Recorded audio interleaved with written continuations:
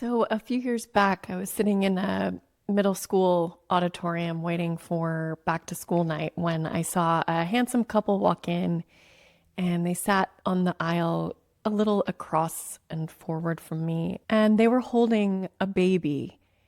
And I felt like this need to be happy for them because I knew them. But at the same time, I felt compelled to really dislike them, maybe even hate them.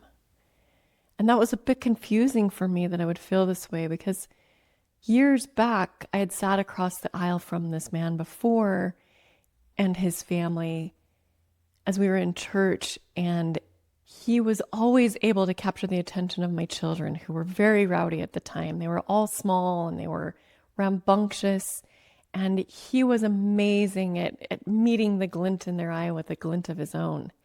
And when they saw him, they would play with him back and forth and then eventually hold his arms out for them and they would toddle into his arms and he would entertain them the rest of the meeting. And I got to listen to the speaker and hear the sermon that was being presented, and it was such a break for me. And he was just this really cheery guy, and we had other experiences with him, my husband and I, and him and his wife were good friends. And for simplicity, I'm just going to call them Steve and Jill. And so Steve and Jill and Daniel and I would go to dinner often, and I would watch this interaction play out between them where Jill would make a joke and he would laugh warmly, and a sparkle would come to his face.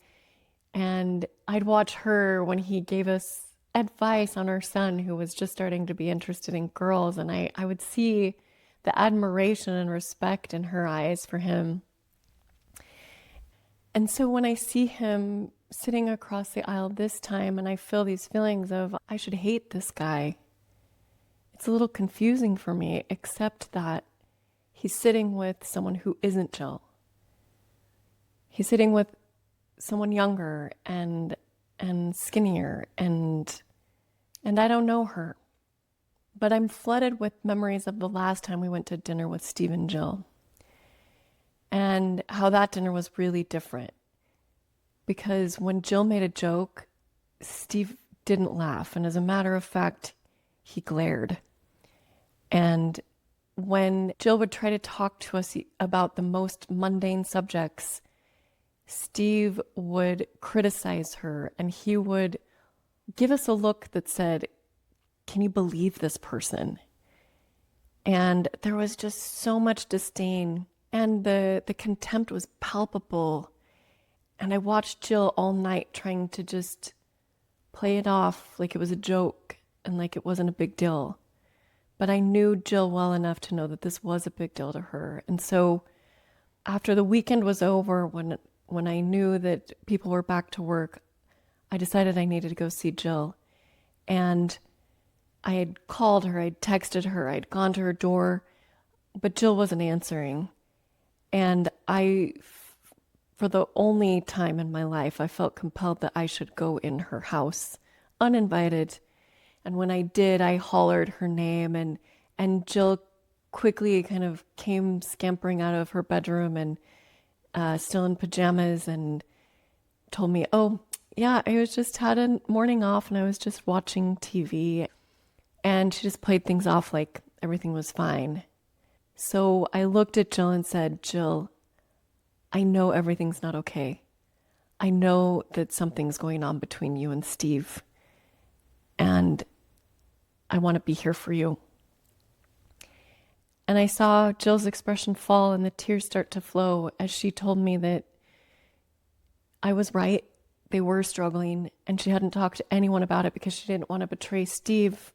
She didn't want to make things worse than they were. And so she was just trying to function day to day, but that things were really bad.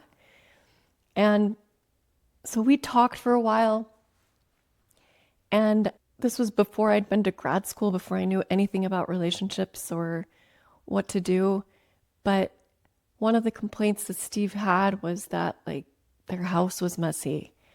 And Jill was a lot of things. She was a very artistic person. She loved to do crafts and she would do them with her kids and she would do these amazing school projects with them. She was very involved in their schooling. She would go to everything and be engaged, but she was not the best housekeeper. And so I thought, well, that's something I can help with. So maybe if we just clean this house and get things in order, Steve will want to be here more and he'll be more excited to be with Jill.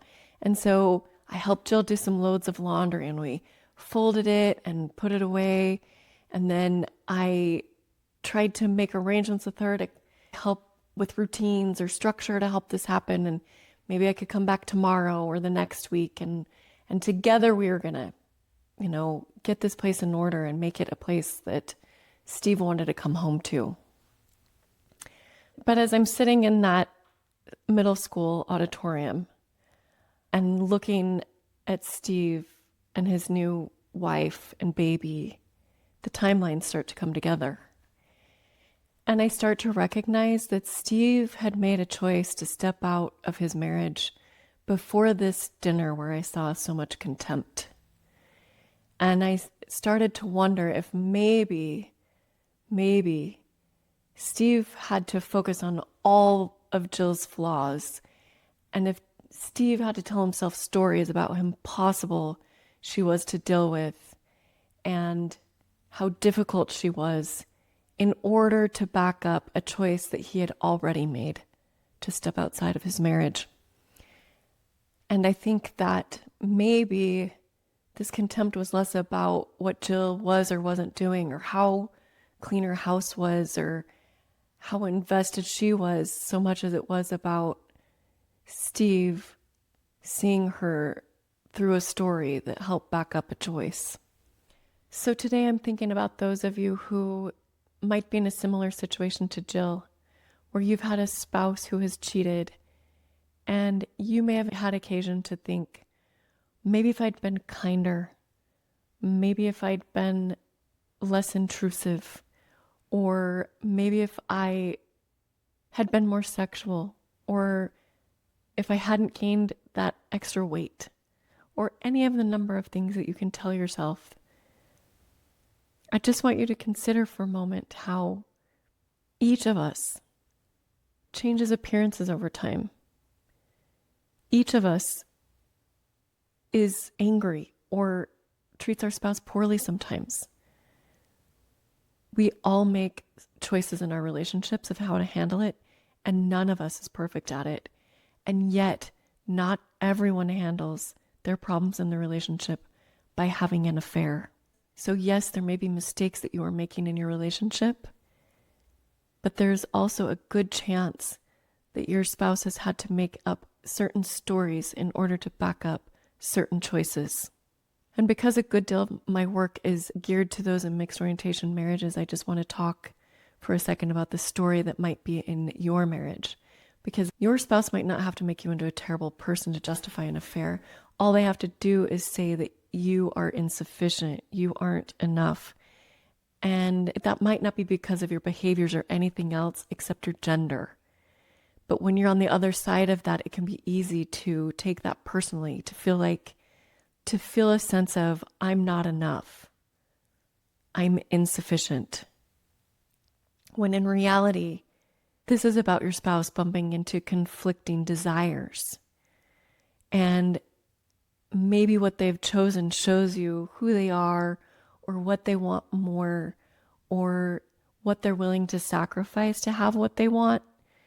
But it says nothing of your sufficiency or of your value or worth. So as I'm sitting in that auditorium watching Steve with his new wife and his new family, I'm struck with all these thoughts. And I'm struck with the temptation to hate him and to turn him into a monster. I feel a little bit like I'm betraying Jill when I choose not to. When I decide that I want to see the whole picture of Steve still.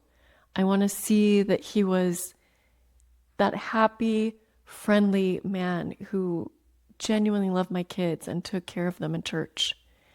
And who cared about his own kids. Who gave us good advice.